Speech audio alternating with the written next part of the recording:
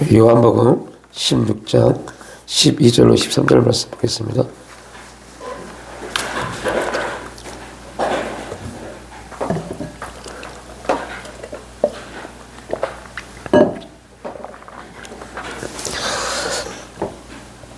예, 요한복음 16장 12절부터 13절, 12절부터 합독하겠습니다. 내가 아직도 너희에게 이를 것이 많으나 지금은 너희가 감당하지 못하리라. 그러나 진리의 성령이 오시면 그가 너희를 모든 진리 가운데로 인도하시리니 그가 스스로 말하지 않고 오직 들은 것을 말하며 장래 일을 너희에게 알리시리라. 아멘.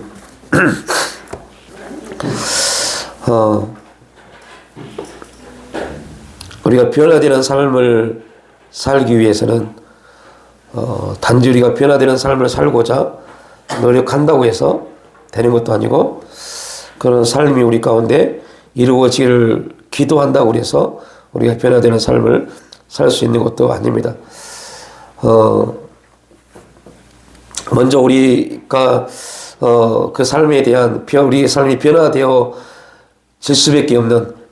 수밖에 없는 그런 환경이 우리 가운데 주어지지 않으면 우리는 결코 우리의 삶이 바뀌지 않습니다.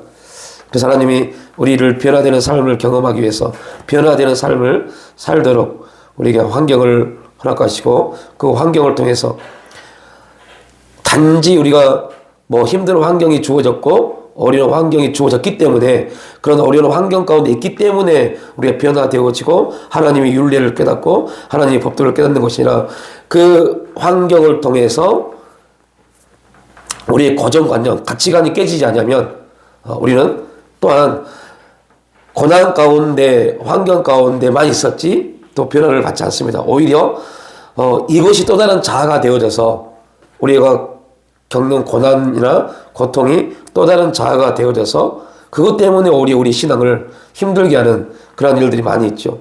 신앙생활의 연수, 얼마를 예수를 믿고 교회를 다녔느냐,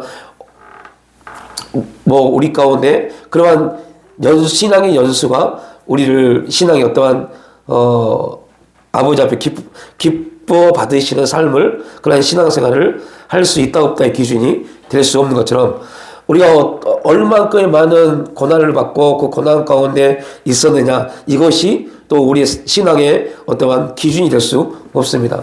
반드시 그러한 것들이 우리를 변화시켜서 하나님의 뜻을 깨닫고 하나님의 뜻 가운데 갈 수 있는 그러한 삶의 원리가 되어야 되는데, 그러기 위해서 우리의 가치관, 우리 고정관념, 우리의 자아가 깨지지 않으면 우리는 또 다른 그런 새로운 자아가 우리를 더 힘들게 할 수밖에 없는 그러한 삶으로 우리를 만들어 간다는 겁니다.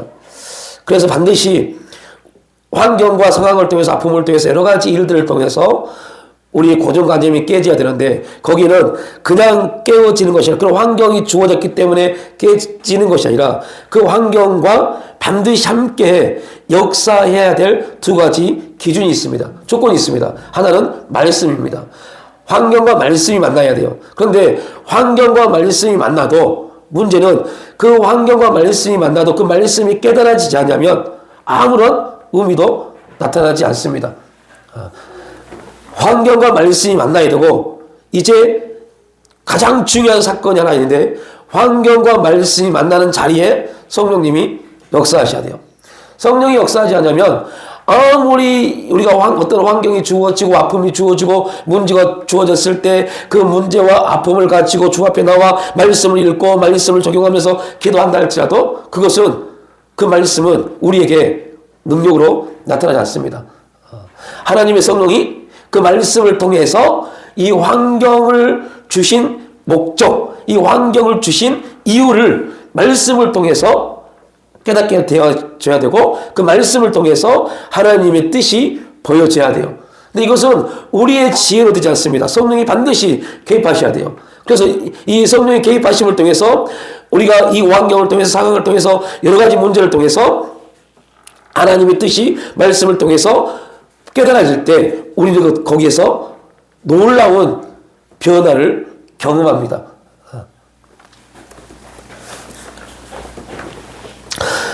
이러한 깨달음, 이러한 역사가 우리 가운데 있지 않냐면, 안타까운 것은 우리가 그렇게 많이 성령의 충만을 구하고 성령의 역사를 강구하고 성령 우리 가운데 일하시고 운행하시고 기름 부어주셔서 하나님의 뜻 가운데 갖가지 은혜와 권사를 경험하고 싶어도 그것은 그냥 우리의 외침이지 우리 실제로 나타나지 않을 수 있는 일이 훨씬 많아져요.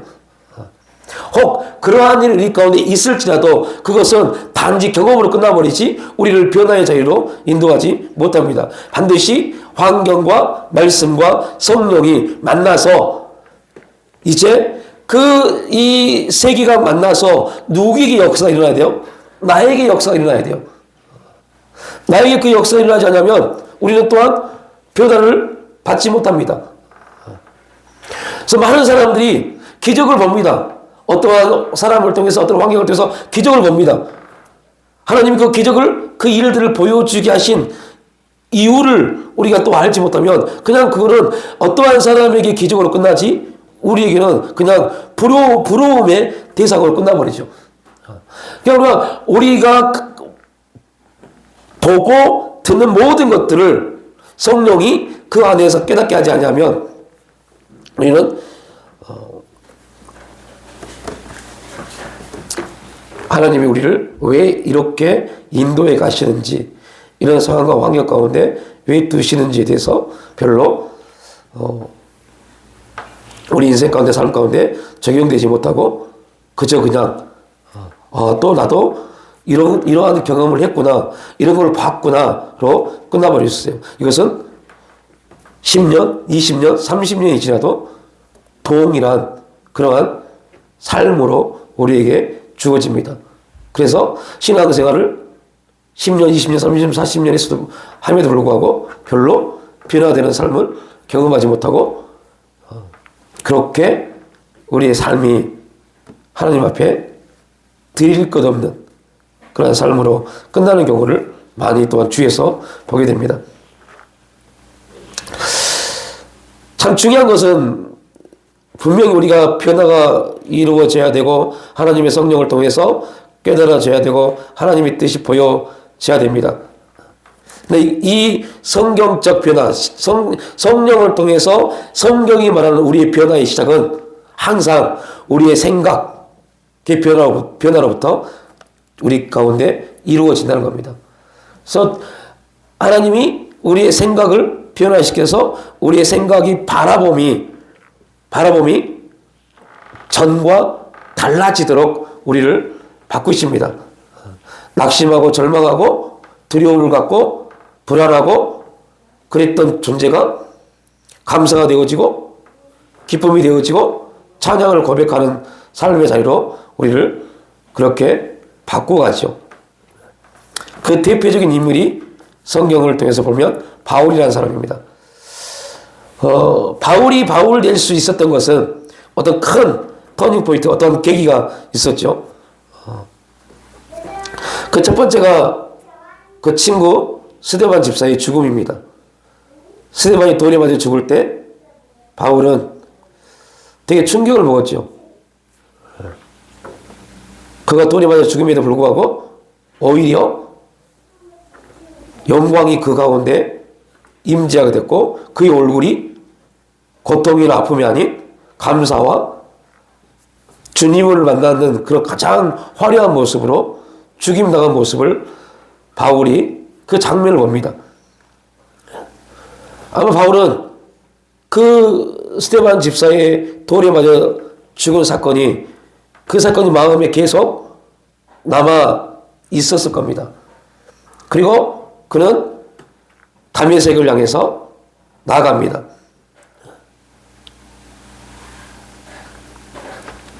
그 자리에서 다메섹을 향해 나갈 때 예수님을 만나게 됐고 그 다메섹의 만남을 통해서 바울의 삶이 완전히 바뀌어지는 역사가 일어나죠. 그러한 사건을 통해서 바울은 빌립보서 3장에서 이렇게 고백합니다. 그러나 무엇인지 내게 유익하던 것을 내가 그리스도를 위하여 다 해로 여길 뿐더러 또한 모든 것을 해로 여김은 내 주 그리스도 예수를 아는 지식이 가장 고상하기 때문이라. 바울의 가치관이 완전히 바뀌어버립니다. 그가 바라보는 삶이 완전히 바뀌어버립니다. 최고로 여겼던 율법적 삶이 그리스도로 인해서 배설물로 여길 정도로의 그냥 하찮은 것으로 여겨집니다. 율법을 섬기는 것, 율법대로 사는 것이 최고의 가치 있고 최고로 하나님이 기뻐 받으시는 삶이라고 생각했던 바울이 자기가 경멸하고 조롱하고 이단이라고 정죄했던 예수 그리스도를 만난 이후로 그의 가치관이 완전히 바뀌어버립니다. 사고와 가치관이 바뀌어버리고 그의 바라봄이 바뀌어지니까 조롱하고 비웃었던 그 그리스도가 그에게서는 가장 중요한 존재가 되어지고 그를 그리스도를 위해서 자기 모든 것을 버릴 수 있을 만큼의 담대한 자리로 나아갈 수가 있었죠. 바울은 예수를 아는 짓이 가장 고상하다고 말을 합니다. 생각이 이렇게 바뀌어버린 겁니다. 예수 믿는 사람들을 잡아서 옥에 가두고 그들이 재판을 받는데 증인을 쓰는 것이 가장 그에게는 의미 있는 삶이었어요. 그래서 예수를 믿는 사람을 어떻게 잡아서 그들을 심판대에 세울까 온 생각이 거기에 집중되어 있었던 바울의 생각이 이제는 어떻게 하면 예수를 증거할 것인가, 예수를 자랑할 것인가, 이것이 바울의 생각으로 완전히 각인되어졌고 그 생각을 지배하기 시작합니다. 이 가치관의 변화를 경험한 바울은 하나님을 아는 일에 대가를 지불하죠. 그 하나님을 아는 일에 대가를 지불합니다. 그 대가가 오늘 빌립보서 3장에서 보니까 자기가 최고라고 얘기했던 것들을 다 해로 여긴다라고 말을 합니다. 이처럼 바울의 생에 어떤 고정관념이 깨지고 견고한 진이 무너지며 생각의 틀이 바뀌는 이러한 경험들,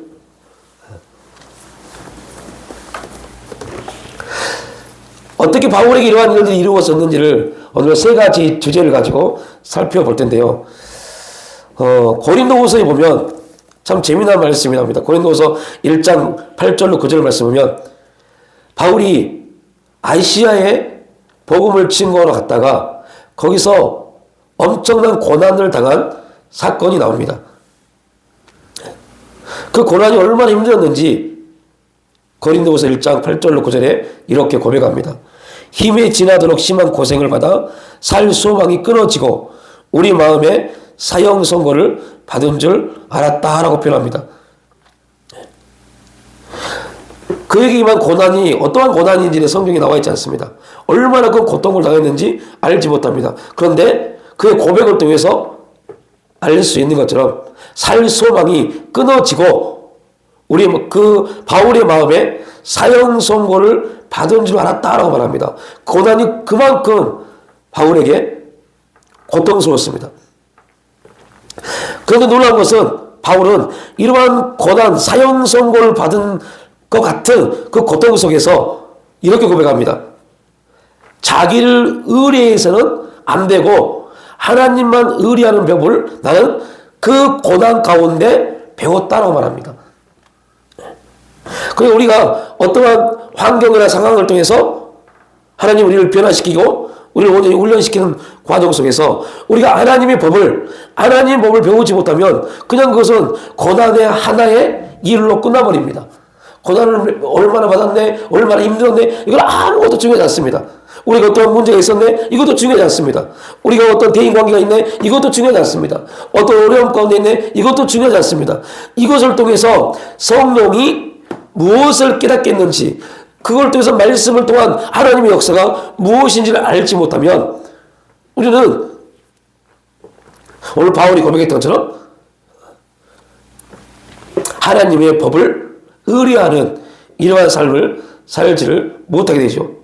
그래서 바울을 바울되게 하는 데 있어서 아시아에서 당한 고난이 굉장히 중요한 계기가 되었음을 알릴 수 있습니다. 두 번째, 바울은 사역의 실패를 통해 예수와 십자가 외에는 아무것도 알지 않겠다라고 작정을 합니다. 고린도서 2장 2절 말씀에 보면요, 내가 너희 중에서 예수 그리스도와 그가 십자가에 못 박히신 것 외에는 아무것도 알지 아니하기로 작정하였다라고 말합니다. 바울은 아덴이라는 지역에서 복음을 전파하다가 거기서 실패를 합니다. 바울이 아덴에서 사역을 실패할 수밖에 없었던 이유는 딱 한 가지입니다. 아덴이라는 지역은 철학자들이 굉장히 많이 거하는 도시였습니다. 바울은 철학자들을 능가한 그러한 지혜와 지식을 가지고 있었던 사람입니다. 그래서 철학자들이 굉장히 많이 모인 그곳에 가서 철학적 설교를 통해서 복음을 증거하려고 합니다. 근데 놀라운 것은 철학자들을, 지식이 많고 똑똑한 사람들을, 그들에게 지식을 가지고 설교를 하는데 거기에서 바울은 실패합니다.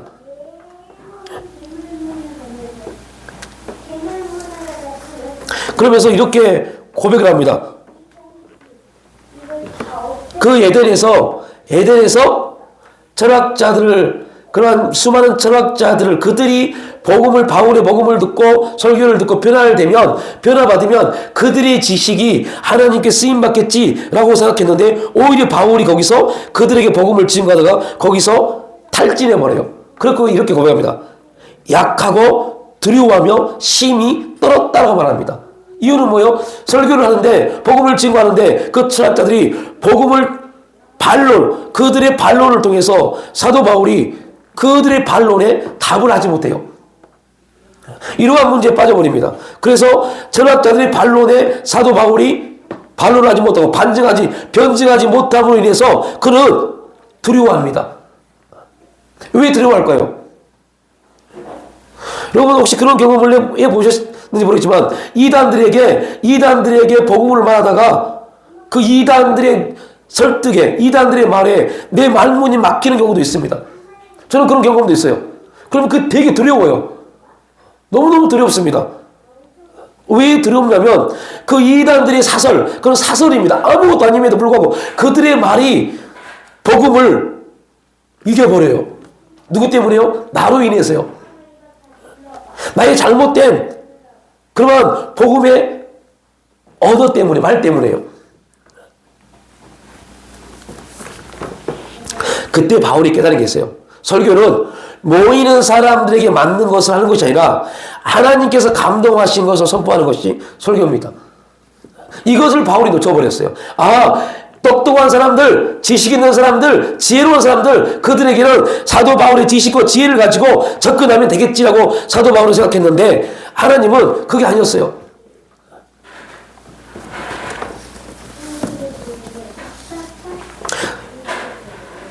그 일에 사도 바울이 실패를 하게 됩니다.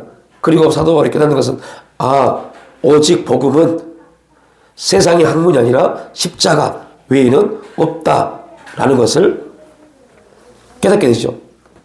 세 번째 바울이 깨닫는 것은 자격이기만 약함을 통해서 강함이 이루어진다는 그 고백입니다. 고린도서 12장 8절로 9절을 보면 이것이 내게서 떠나가게 하기 위하여 내가 3번 주께 간구하였더니 나에게 이르시기를 내 은혜가 내게 족하도다.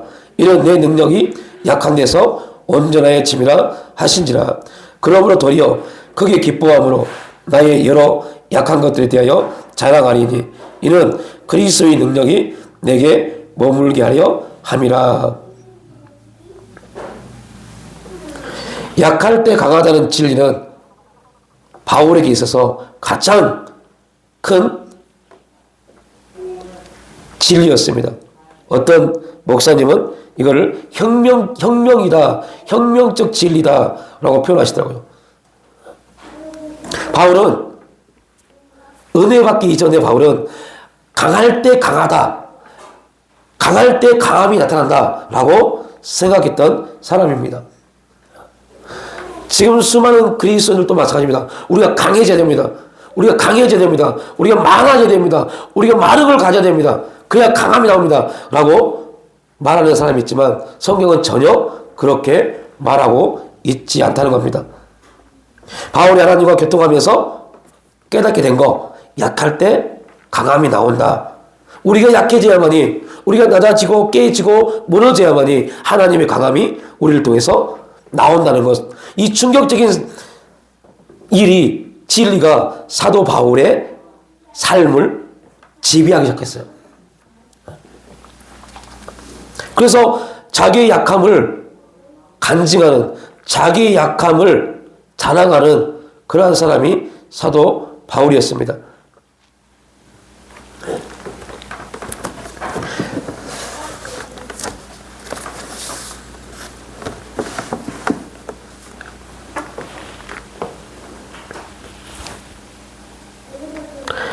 주일날 설교 시간도 말씀드렸지만 자기 교회가 작다고 친구에게 자기 교회를 소개하지 못하는 교회의 직분자들이 있습니다.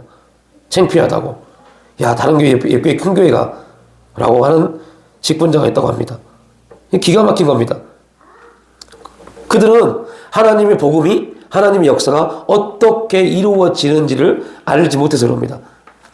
오히려 지금 우리가 약하고 연약하고 힘이 없고 가진 것 없고 배운 것 없고 지식이 없고 지혜가 없음에 대해서 하나님 앞에 감사할 수 있어야 돼요. 그걸 통해서 하나님을 오늘 의지할 때 하나님의 역사가 어떻게 그 연약한 자를 통해서 강하게 나타날지, 그런 가진 것 없는 자를 통해서 많은 역사를 나타내실지, 배운 것 없고 지식 없는 자를 통해서 얼마나 많은 하나님의 진리적 역사를 나타내실지, 이걸 기대하면서 우리의 모습을 하나님 앞에 내어드릴 수 있는, 그가 진짜 믿음 있는 사람이고 영적인 사람입니다. 하나님은 그들을 지금 기다리고 계시고 그러한 사람들이 하나님 앞에 나오기를 원하시는 거죠. 바울에게 일어났던 이 세 가지 사례를 보면서 우리가 볼 수 있는 것은 바울은 이 세 가지를 배웠다는 겁니다. 배웠어요. 그래서 여러분, 배우지 않으면 안 돼요. 우리가 어떤 환경이 주어지고 아픔이 주어지고 이 어떠한 것이 주어지는 것, 긍정적인 것이든 부정적인 것이든, 아니 하나님의 엄청난 기적을 보았던 경험했던, 이게 중요한 게 아니라 이걸 통해서 우리가 무엇을 깨달았는지 배웠는지가 되게 중요합니다. 신앙은 계속적인 배움이 있어야 돼요. 그 배움을 통해서 우리의 가치관, 우리의 생각이 바뀌어집니다. 이 가치관과 생각이 안 바뀌면 아무리 기도를 하고 열심히 뭔가를 해도 내 자아가 커지지 변화가 일어나지 않아요. 그런데 배움을 위해서는요, 반드시 대가를 지불했다는 겁니다.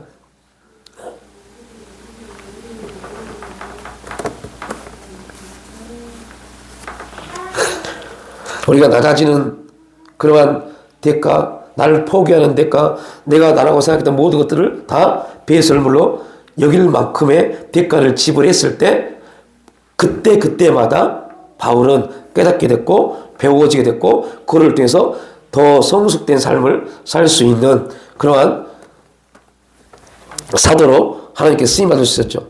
어느 순간은 우리 가운데 하나님의 말씀, 진리가 우리 가운데 들어와서 우리의 생각 속에 자리를 잡았을 때, 그 진리적 하나님 말씀이 우리 가운데 들려졌을 때 그를 붙잡을 수 있는 그러한 믿음이 우리에게 필요합니다. 바울은 그런 순간을 경험할 때마다 그러한 하나님의 말씀이 경험되어지고 하나님의 말씀이 배워지고 그런 상황을 통해서 자기가 어떠한 존재인가를 깨달을 때마다, 그때마다 새로운 사람이 되어졌습니다. 다메섹에서 그 엄청난 예수 그리스도의 부활의 사건을 경험하고 나서 그 은혜를 잃지 않고 즉시로 복음을 증거합니다. 그러나 그 복음을 증거하러 갔을 때 수많은 사람들이 바울의 그 복음을 받아들이지 않습니다. 오히려 배척합니다. 그걸 통해서 사도 바울은 깨닫게 됩니다. 아, 내가 먼저 복음의 사람이 온전히 되어져서 복음이 나를 지배해야만이 진짜 복음이 증거되어지구나. 이걸 깨닫고 바울은 아라비아 사막에 가서 3년이라는 시간 동안 복음의 지배를 받는 훈련을 하게 됩니다.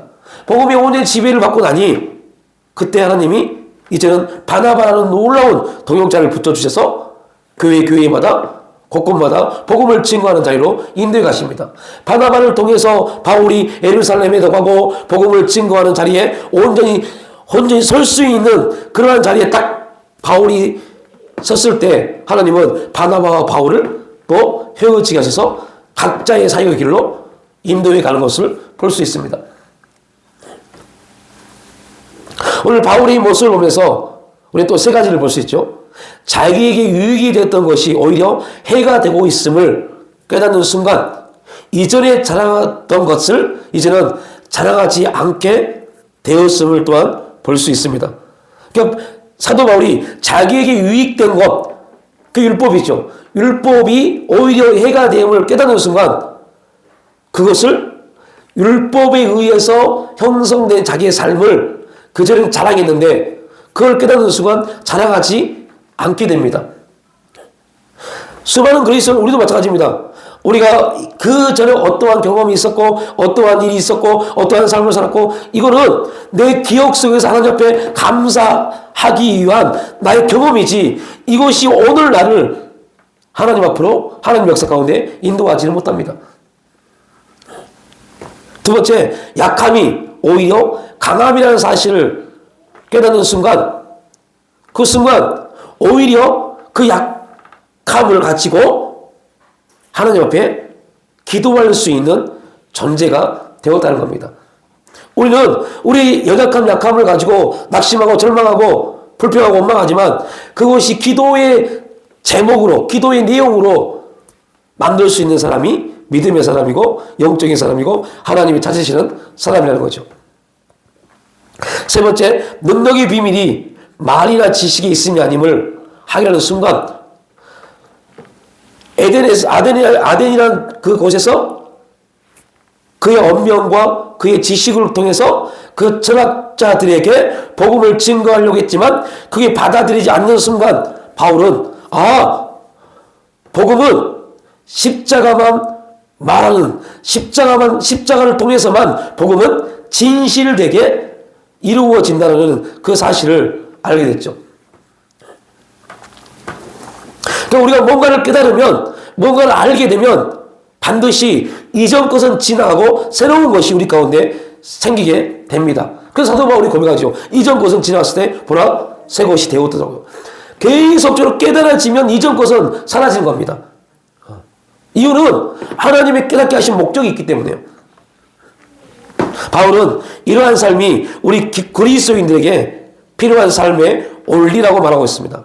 그렇다면 왜 사람들이 낮아지지 않고 겸손하지 못하고 자기를 자랑할 수밖에 없는지, 왜 경험되어지고 뭔가 어떠한 은혜를 체험하면 그 은혜를 체험한 만큼 낮아지고 겸손한 것이 아니라 그 은혜를 자랑하고 싶어서 그 은혜를 말하고 싶어서 그러한 삶을 자리에 나아가게 되는지. 바울을 통해서 볼 수 있는 것은 알아야 할 사실을 알지 못해서 일어난 일이다라고 볼 수 있습니다.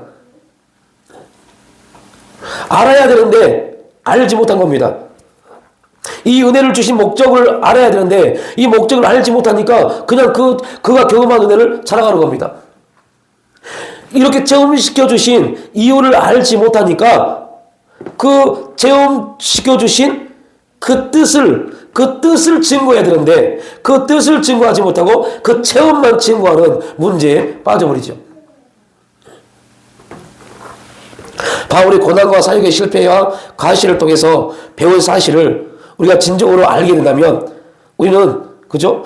자기를 자랑하는 자리가 아니라 하나님을 자랑하는, 하나님께 영광을 올리는 그러한 자리로 나가게 될 수 있을 겁니다. 바울을 지금 말씀을 드렸던 이 내용이 오늘 본문의 내용입니다.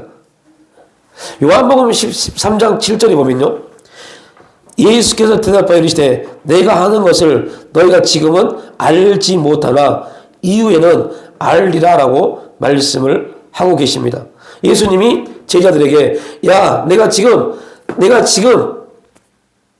이러한 공생의 기간 동안 너희들에게 수많은 일들을 했고 그 결과 너희들에게 보여준 수많은 일들로 인한 그 결과 값이 나는 죽는 거다. 그러나 지금 너희들은 이게 왜 그렇게 되는지를 알지 못할 것이다.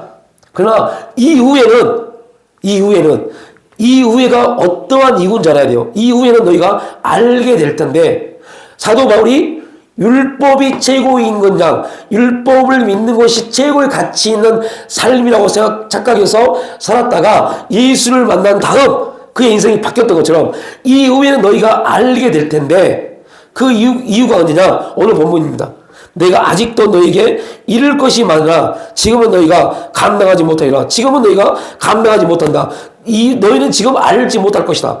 같은 내용입니다. 그러나 진리의 성령이 오시면 그가 너희를 모든 진리 가운데로 인도하시리니 진리의 성령이 오시면 이 환경과 이 상황과 이런 문제를 주신 분명한 이유를 깨닫게 하시고 그 깨달음을 통해서 우리를 어디로요? 진리 가운데로 인도하는 것이 목적입니다.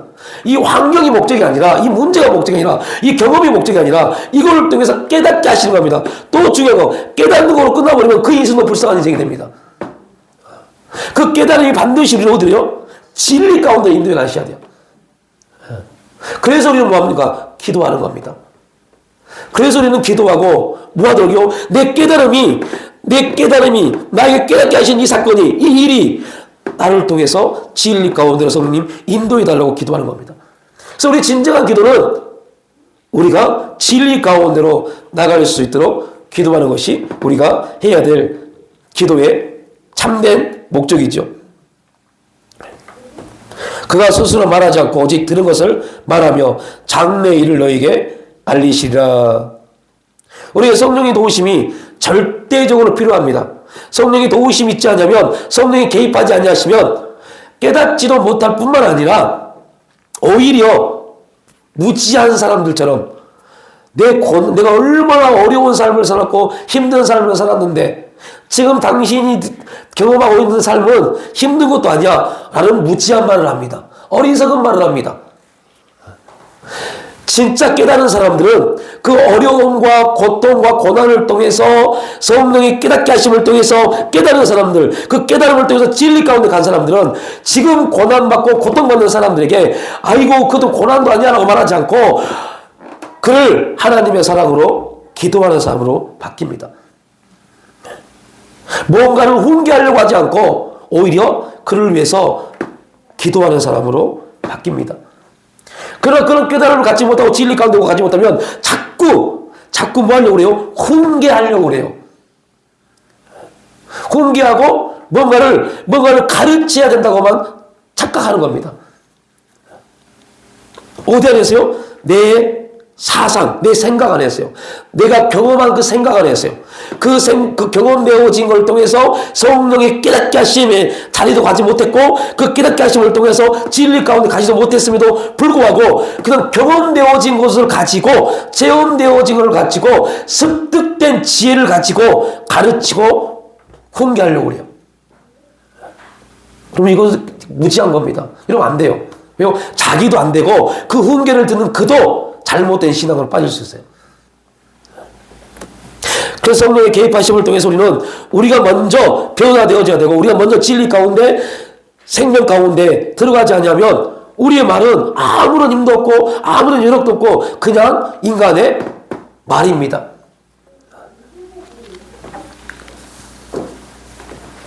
성령이 개입하실 때 비로소 우리는 우리의 고정관념이 깨지게 되고 그리고 우리는 변화되고 거룩한 하나님의 사람으로 하나님을 간증하는 자리에 나갈 수 있게 됩니다. 이게 사도 바울의 삶을 통해서 우리에게 보여지고 있는 사실이고 그것이 요한복음 16장에서 성령이 임하면 너희가 성령이 진리의 성령이 오기 이전까지는 너희는 감당하지 못합니다. 우리는 감당하지 못합니다. 우리에게 주어진 환경 감당하지 못합니다. 우리에게 주어진 사건 감당하지 못합니다. 우리에게 주어진 여러 가지 환난 문제들, 대인관계, 여러 가지 아픔들 우리는 감당하지 못합니다. 감당하지 못하니까 예수 믿는 사람들도 성령 안에서 감당하지 못하니까 성령을 통해서 감당되지 아니하니까 그들이 점을 보러 다니고 엉뚱한 짓을 하고 다니죠.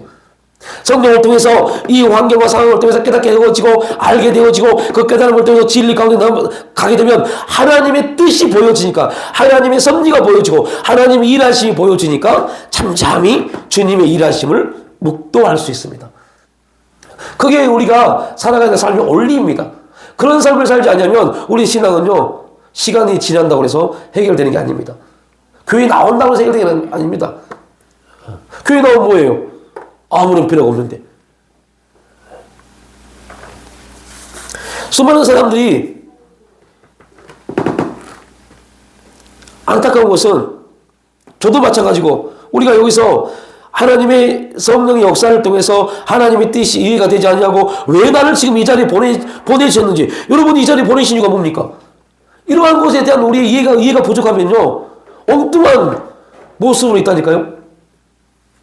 하나님이 나에게 오늘 이 삶을 허락하신 이유, 이 직장을 허락하신 이유, 나에게 오늘 이 시간, 예배의 시간을 허락하신 이유, 나에게 우리 가정을 허락하신 이유, 하나님이 왜 이 부분들을 허락하셨는지에 대한 그 의미를, 이유를 알지 못하면 그냥 일반적 논리 안에서 그렇게 그것이 옳은 것처럼, 그것이 맞는 것처럼 살아갑니다.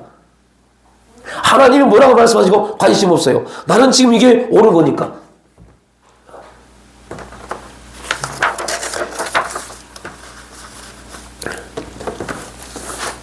그래서 바울의 예를 들어보는 겁니다.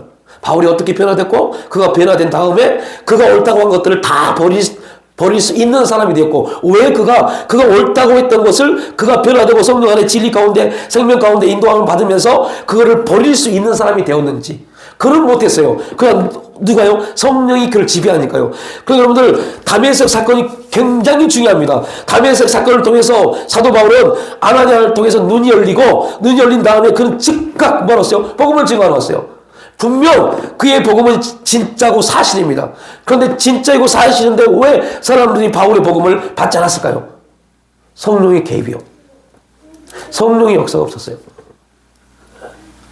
성령이 그를 그 환경, 그가 눈이 가리워진 사건, 예수를 만난 사건, 여기까지만 있었어요. 여기까지만 있었어요. 여기까지만 있어도 엄청난 사건, 이 깨달음만 가서 엄청납니다. 그래서 그 깨달음 가지고 와 진짜 예수가 메시아이고 예수가 정말 죽고 부활하셨구나. 그분이 진짜 하나님이시구나를 믿고 즉각 그 하나님 예수 그리스도 말씀이 육신이 돼서 이 땅에 오셔서 우리를 구원하신 그 하나님을 즉각 복음을 증거했습니다. 그래도 안 받아들여요. 그 어마어마한 경험과 어마어마한 사건, 지금의 그리스도인들이 나도 사도 바울처럼 다메섹의 그 경험이 있으면 나도 저렇게 하겠다라고 그렇게 고백한 그 다메섹의 엄청난 사건을 경험했음에도 불구하고 복음이 증거되지 않습니다.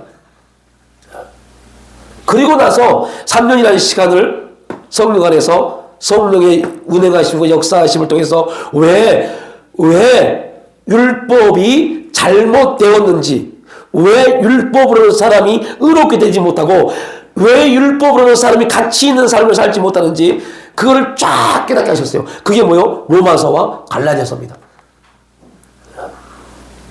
율법으로는 안 돼. 이것을 깨닫게 하셨어요. 그리고 오직 복음으로만 사람이 가치 있는 존재가 된다는 것을 깨닫게 하셨고, 그리고 그 깨달음조차도 안 돼. 누가 역사하지 않으면요? 성령이 역사하지 않으면.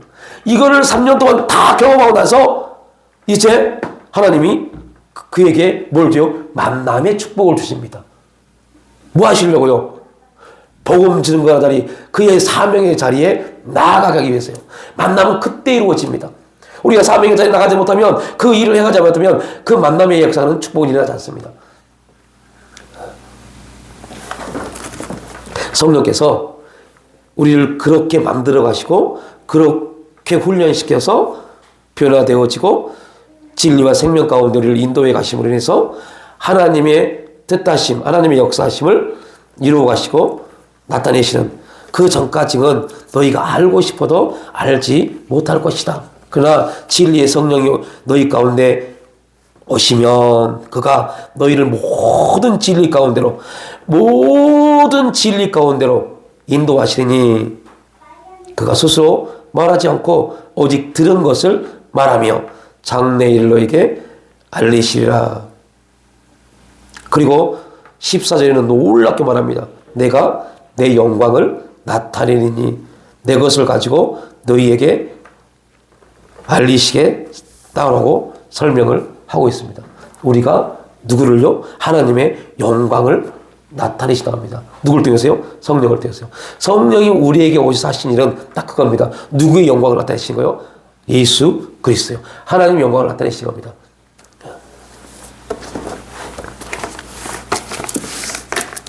이 거룩한 역사가 우리 가운데 이루어지기를 간절히 소망하며 이 시간 우리 주여 한번 부르고 하나님 우리에게 주어지는 환경과 상황을 통해서 말씀 앞에 기도할 때 성령님 깨닫게 하시고 그 진리 가운데 인도하여 주셔서 하나님의 영광을 나타내는 거룩한 삶의 자리에 나갈 수 축복해 주시옵소서. 우리 이 시간 주여 한번 부르게 되겠습니다.